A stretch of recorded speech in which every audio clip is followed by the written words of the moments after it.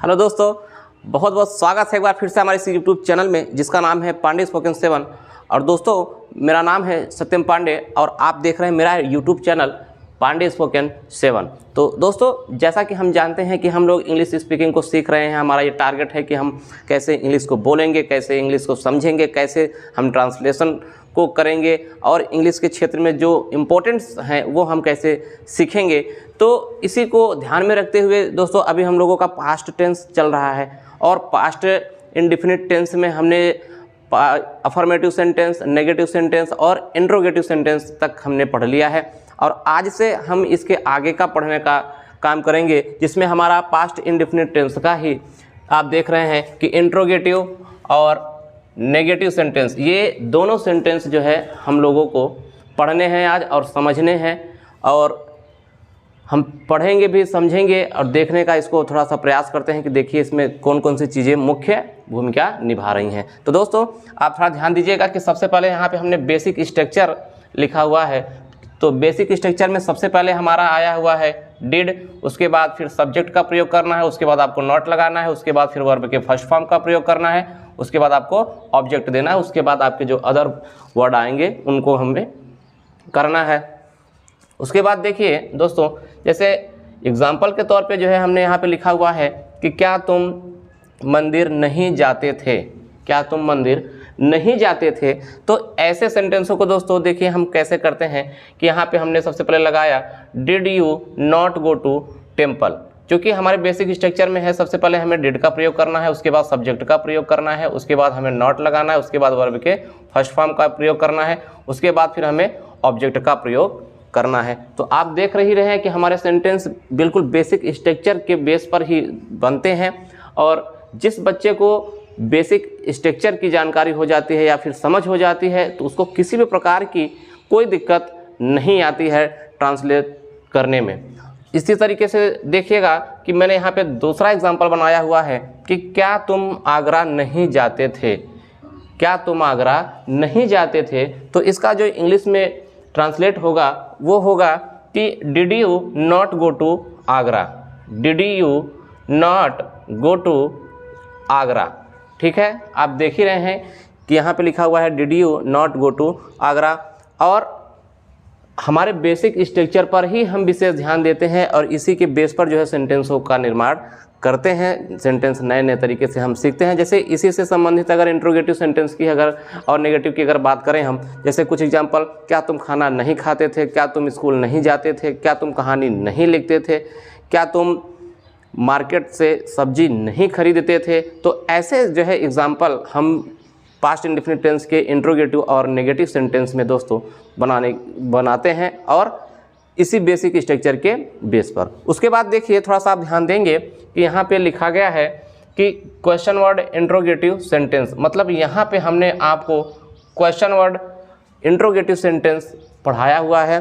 और question word का मतलब क्या होता है दोस्तों, जो प्रश्नवाचक वाक्य हमारे बनते हैं। जैसे कभी कभी जो सेंटेंस में आता है वो क्या आ जाता है, कभी कभी क्यों, कब, कैसे, कहाँ। तो ये जो 5 क्वेश्चन वर्ड हैं अधिकतर जो प्रयोग किए जाते हैं, तो उससे हम सेंटेंस को कैसे बनाते हैं वो सब चीज़ें जो है हम सीखेंगे।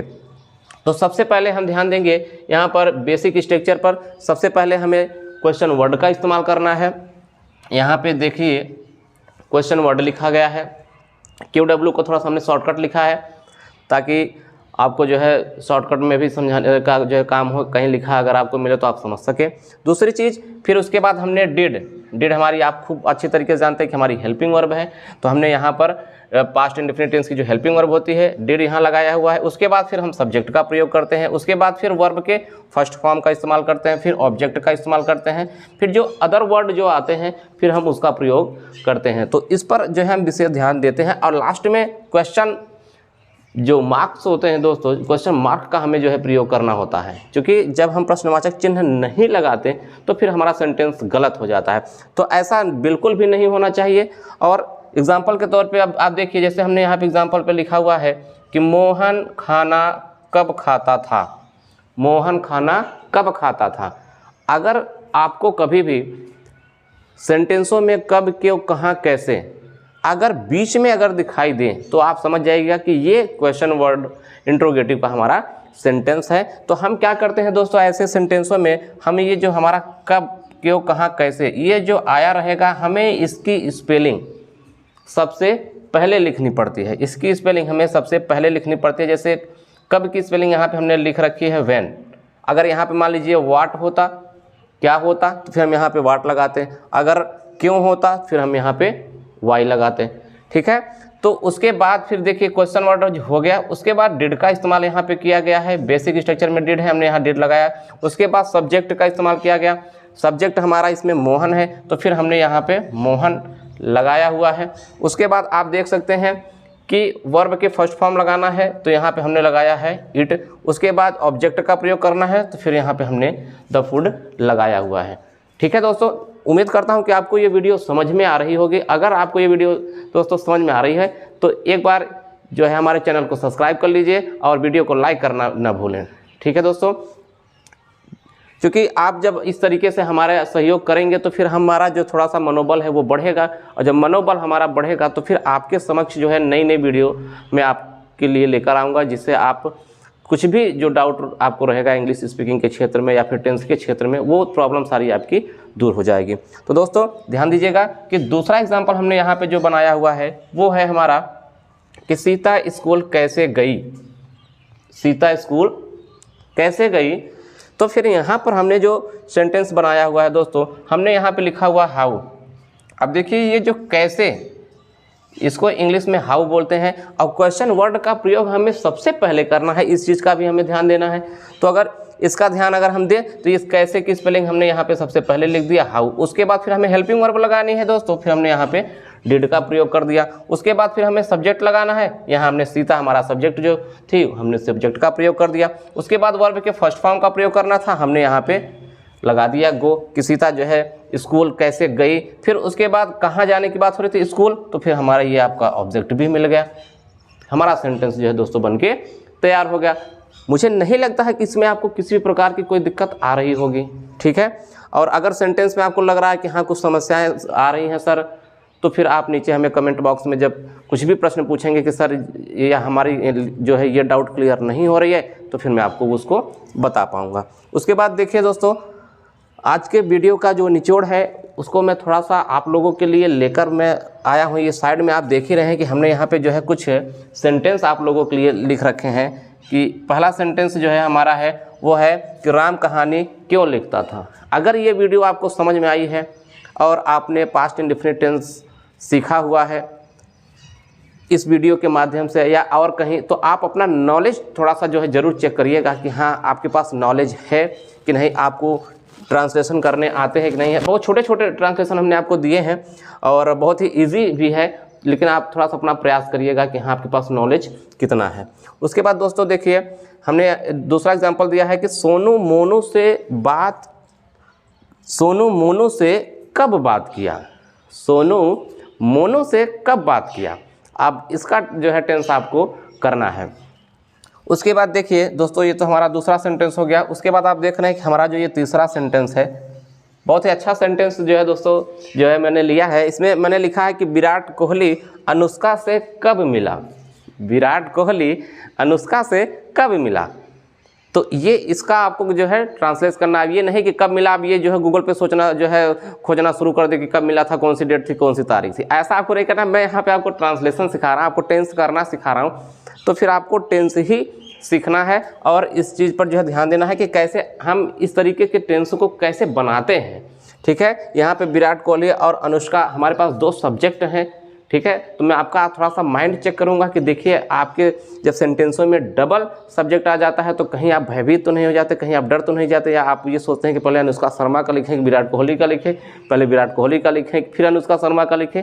मैं आपका थोड़ा सा कन्फ्यूजन जो है दूर करूँगा। और ये दूर कैसे होगी दोस्तों, ये हमने आपको एग्जाम्पल दिए हैं, इस एग्जाम्पल को आप जो है नोट कर लीजिए और नोट करके फिर हमें इसका जो है आंसर कमेंट बॉक्स में करके बताइए कि सर आपका जो पहला सेंटेंस था ये आपका, उसके बाद फिर जो दूसरा आपने हमें जो है वाक्य दिया था बनाने के लिए, फिर हमने ये किया है, आप बताइएगा। फिर ये आपका ये तीसरा, उसके बाद ये चौथा तो काफ़ी इंपॉर्टेंट लग रहा है दोस्तों, चूँकि हमारे वर्ल्ड में जो है चीज़ें जो है चल रही हैं प्रेजेंट टाइम में भी, कि एग्जांपल में हमने दिया है कि इज़राइल और फिलिस्तीन में युद्ध क्यों हुआ। जैसा कि आप देख रहे हैं कि इज़राइल और फिलिस्तीन में युद्ध क्यों हुआ, तो आपको इसका भी जो है सेंटेंस बताना है। ठीक है दोस्तों, कि पहला सेंटेंस आपका एक बार फिर से जो है मैं आपको याद करा देता हूँ कि राम कहानी क्यों लिखता था। फिर दूसरा सेंटेंस है आपका सोनू मोनू से कब बात किया। फिर उसके बाद तीसरा सेंटेंस है विराट कोहली अनुष्का से कब मिला। उसके बाद फिर आपका चौथा सेंटेंस जो है कि इज़राइल और फिलिस्तीन में युद्ध क्यों हुआ। आपको इन चारों जो है सेंटेंस को बना करके एग्जाम्पल में और कमेंट बॉक्स में जो है हमें दिखाना है कि सर जी देखिए हमने ये जो है कर लिया, हमें कोई भी दिक्कत नहीं है। तब फिर हम आपको जो है आगे अपने नेक्स्ट वीडियो में, जो कि पास्ट इंडेफिनिट टेंस का एक सेंटेंस अभी और भी बचा हुआ है, वो है interrogative and question word interrogative and negative sentence, तो उसको हम आराम से उसको भी पढ़ लेंगे, उसको भी उसके बारे में भी डिस्कस कर लेंगे। आज के टॉपिक की हम बात करें अगर ये पूरे पास्ट इंडेफिनिट टेंस के इंट्रोगेटिव एंड नेगेटिव सेंटेंस के बारे में, चाहे वो अपने बेसिक स्ट्रक्चर के बारे में जो है लेकर के डीड सब्जेक्ट, उसके बाद फिर जो भी सेंटेंस यहाँ पर हमने आपके सामने लिखे हुए हैं, जो लिख के पढ़े हुए हैं, अगर इसमें आपको कहीं भी लग रहा हो कि हाँ इस सेंटेंस में हमें प्रॉब्लम आ रही है या इससे संबंधित जो है कुछ समस्या आ रही हैं, तो फिर निश्चित तौर पे फिर एक बार हम और भी डिस्कस करेंगे। और दोस्तों बहुत जल्द ही मैं आप लोगों के सामने लाइव क्लास जो है चलाऊंगा, जिसमें आप जो है पार्टिसिपेट करके ऑनलाइन जो है चीज़ों को सीख सकते हैं। ठीक है दोस्तों, और अगर हम बात करें कि क्वेश्चन वर्ड इंट्रोगेटिव सेंटेंस की, अभी हमारा क्वेश्चन वर्ड इंट्रोगेटिव और नेगेटिव सेंटेंस भी बचा हुआ है, तो निश्चित तौर पे हम उस पर भी डिबेट करेंगे और फिर जो है उसको भी बनाना हम सीखेंगे।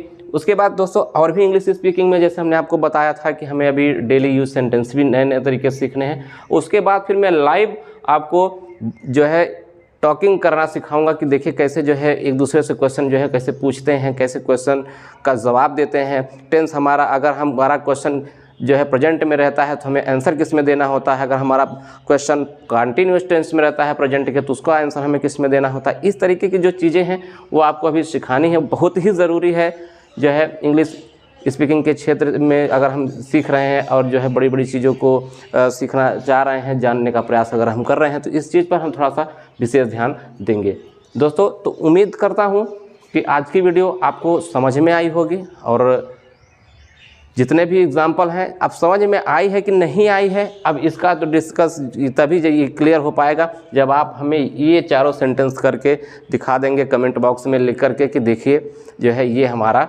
हो गया है। ठीक है दोस्तों, और कमेंट भी हमने देखे हैं अपने, काफ़ी हमारे अच्छे आते हैं, कुछ हमारे सहयोगी मित्र भी हैं, है ना, उसमें भी जो है उन्होंने भी जो है कुछ मैसेज जो है किया रहता है, लेकिन हम एक दिन आपको मैसेज को जो है पढ़ के ज़रूर दिखाएंगे कि देखिए हमारे जो सहयोगी हैं वो किस तरीके से हमारे पास मैसेज को करते हैं, है ना, कि पूरा का पूरा मतलब कमेंट आप जब कभी पढ़ेंगे तो आपको लगेगा कि वो आप सर जी क्या बात है, कैसे कैसे आपके मित्र हैं। ठीक है दोस्तों, तो निश्चित तौर पर आपको कमेंट बॉक्स में जो भी कमेंट आते हैं उसको मैं आपको पढ़ के दिखाऊंगा और 2-3 जो मुख्यतः कमेंट हैं उनके नाम भी लूँगा मैं, जो कि हमारे प्रिय स्टूडेंट भी हैं और हमारे परम मित्र भी हैं। ठीक है, तो उन्होंने इंग्लिश सीखी है, इंग्लिश स्पीकिंग करते भी हैं, वो आज भी प्रैक्टिस करते हैं, फ़ोन कर देते हैं तो फिर बात भी हो जाती है। तो एक लाइव क्लास भी जो है हम आपको जब चलाएंगे तो फिर देखेंगे कि देखिए हमने जो है कुछ छोटे छोटे बच्चे, दोस्तों मैं बात कर रहा हूँ जो छोटे छोटे बच्चे 12 साल 13 साल के जो बच्चे हैं वो कैसे इंग्लिश स्पीकिंग कर रहे हैं। हमारे यहाँ ही ऑफलाइन क्लास जो है वो लेते हैं और उन्होंने अपने इंग्लिश को जो है वेल डेवलप बहुत ही अच्छी तरीके से फ्लुएंसी का इस्तेमाल करके जो है उनके पास स्पीड भी अच्छी है बोलने की और समझ भी अच्छी है, वो जितने भी टेंस हैं उसको पढ़कर उसको समझ लेते हैं। ठीक है दोस्तों, तो उम्मीद करता हूँ कि आपको आज का वीडियो समझ में आया होगा। मिलते हैं हम अपने नेक्स्ट वीडियो में, तब तक के लिए बहुत बहुत